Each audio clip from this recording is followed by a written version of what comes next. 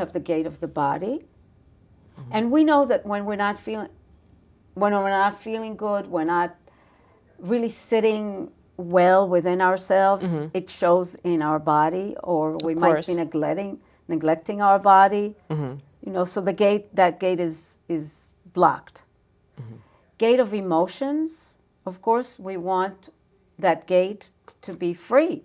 We want our emotions to flow freely and constructively. And we know that when the emotions are not really flowing, or if they're very dark and negative, it's going to affect that gate. Okay. Then you have the gate of dialogue, which is the gate of relationships with yourself and others. Okay. So we know that the way we feel about ourselves is going to affect how we are with others. Right.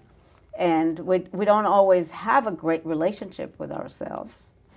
We criticize, we shame ourselves, we put ourselves down. All right, that's a shroud on the light.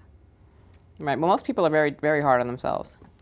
And we dredge up the past a lot, and we walk around with that. All of that is the shroud that I'm talking about. And it comes out of our defensiveness.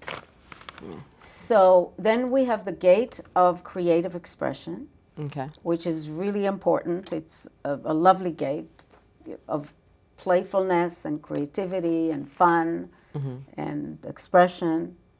And obviously that gate needs to be open for us to be happy. We need to be a little bit like kids. Then we have the gate of life path, which is your personal path. Your personal path, your lessons, as well as your contributions, and your mission, your direction. Right, your life's purpose, really. Life's purpose. And many times there are a few colors in that. It could be that you're here to teach, but you're also here to be a mom, and you're also here to grow. So life path is always woven of one or two important themes. Yeah, you know what I've noticed also, just in the attempt to know oneself or to figure out what it is that you were put here for, so to speak, can be really draining, being lost before you find what that thing is. Yes. And it can be a really sore point for most people. Right. And you're lost because, again, of that defensiveness. Right. Because as a very young child, you are trying to find ways to protect yourself and be loved. And many times you twist yourself around to be what you think is expected of you. Right, to be a people pleaser so that you attain someone's love. To survive. Right. But then it stays, that way of being stays, and you're compromising yourself. And you continue compromising yourself, and then at some point you even forget who you really are. So yeah, it looks so the gate of silence.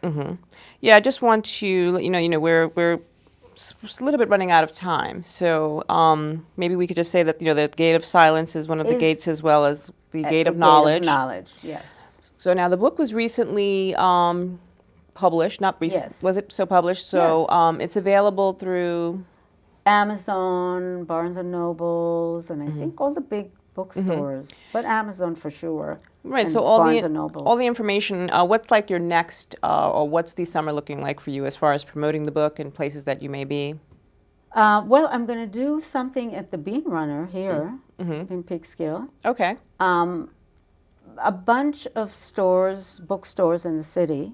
And they can find that out. One in Katona, yeah. Oh, okay. One in Katona, one in Kingston, a few in the city. Okay. I'm going to do a wonderful lecture at a place called Ananda, which is a big yoga center. Okay, where's that? Across the river. Okay, it's in Nyack? It's in Monroe, Harriman. Okay. Yeah. So there's a lot of little events, big events, you know. Okay, so where do they get information about the book and places that you'll be appearing and, of course, your practice? It's all in gatesofpower.com.